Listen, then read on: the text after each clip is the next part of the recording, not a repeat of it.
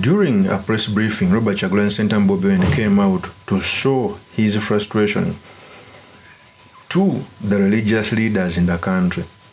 This comes after the leader of the Archbishop of the Church of Uganda, KAZIMBA MUGALU, came out to say that he's not ready to speak about the truth in the country because he fears death.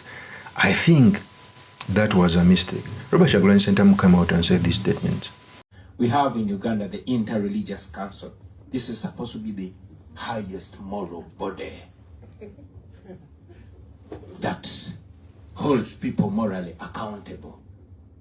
Unfortunately, and with so much respect to them,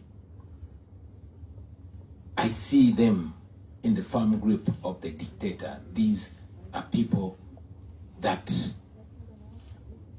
sworn in Idi Amin. These are the same people that legitimize a dictator that murders people for fun, that mows people on the street. And you won't hear them calling them out. It became even more unfortunate about 2 days ago when the Archbishop of the Church of Uganda came out under so much social media pressure and said, yo, I'm not here to save you.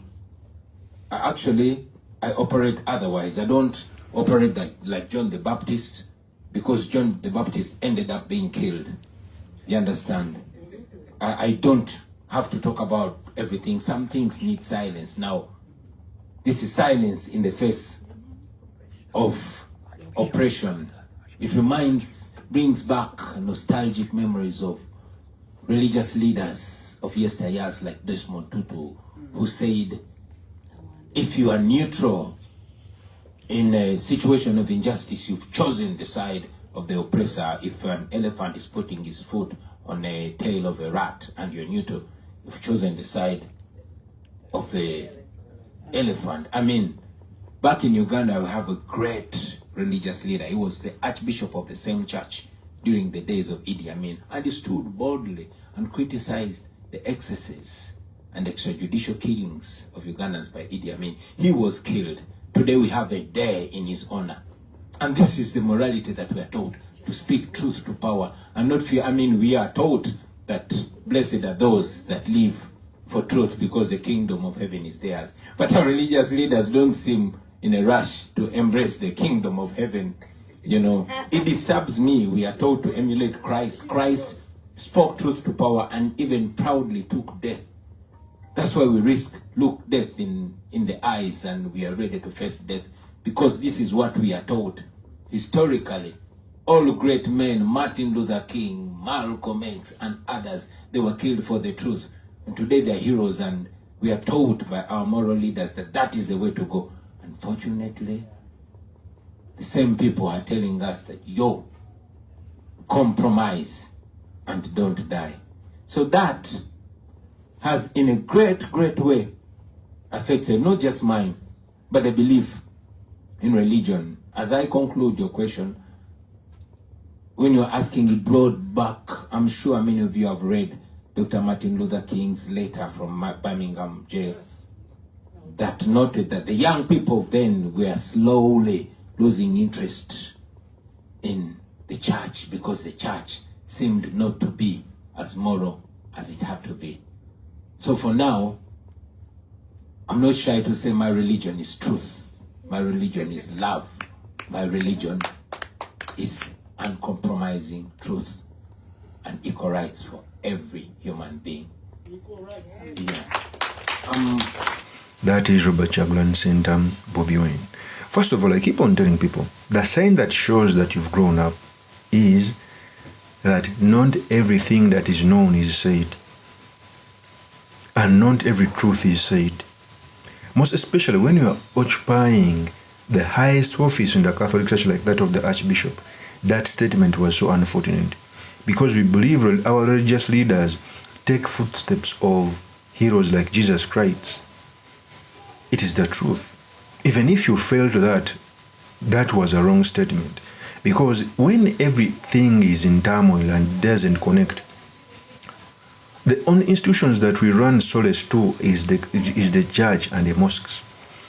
If I run to the Archbishop after government for frustrating me when the laws are not working, And I remember that he said that statement that I cannot say truth to power because I fear being killed. First of all, he affirms that anybody who speaks the truth against the regime can be killed. Because he came out to say that statement, it was so unfortunate. Sometimes I'm starting to ask that occupying such offices, for some people, they must reflect on their duty. Because the leader of a church is not only a religious leader, is a leader of humanity. Those are the face that are supposed to speak out in times of injustices, in times of unconstitutionalism, in times where leaders are killing us, like it is today. When they come out to say that I fear to speak, I rather engage in a secret way, okay, is flowing with bad leadership. It's the reasons why even when government does worse, you rarely see people come out to speak. You rarely see. Even when they speak out, it's not as they don't speak out on the same impact as they're supposed to do. So Bobi Nkamga to speak about the leader of the Archbishop of the church is right. Because trust me, if Uganda goes in turmoil, the church must be the arbiter. Do you know why?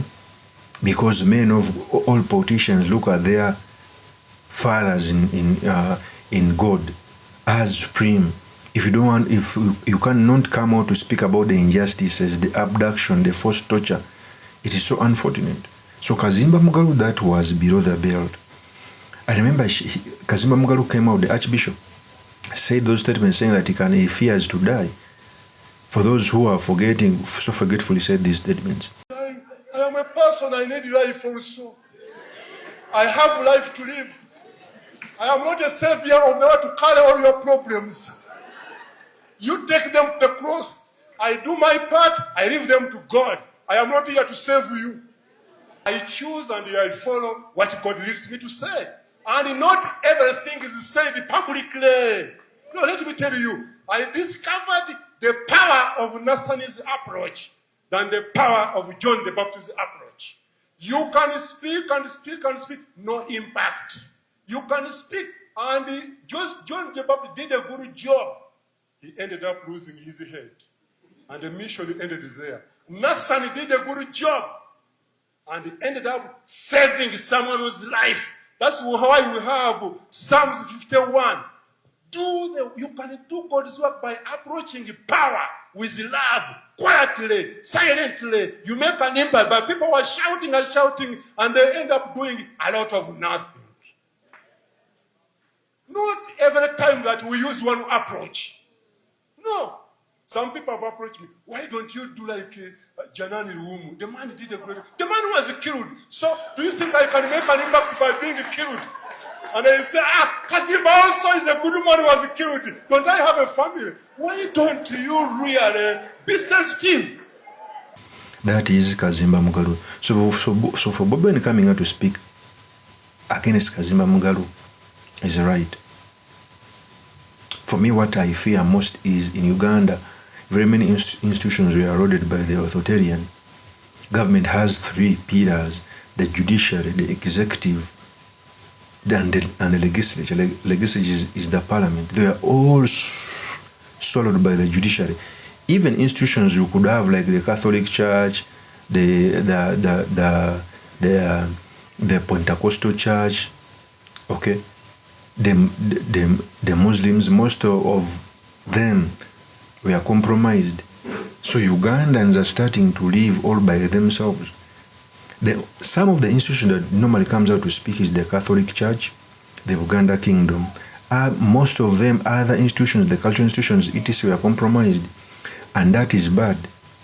We must be in a country where everyone can be free to speak against injustice and nothing happens. In fact, the Archbishop would use that reason to speak out so that we can have a free country. Speaking like a coward is so unfortunate. Cowards don't deserve to be archbishops and leaders of the religion, because if you're a leader of a religion, you deserve to take on difficult things that seem to the country that seem to be affecting the country. Of course, as my opinion, is truly Mr. Makindi Kabir Suleiman Magali. If you're into this channel, please subscribe, like, and comment so that I'm motivated to do more such videos. I'll see you on another one. Peace.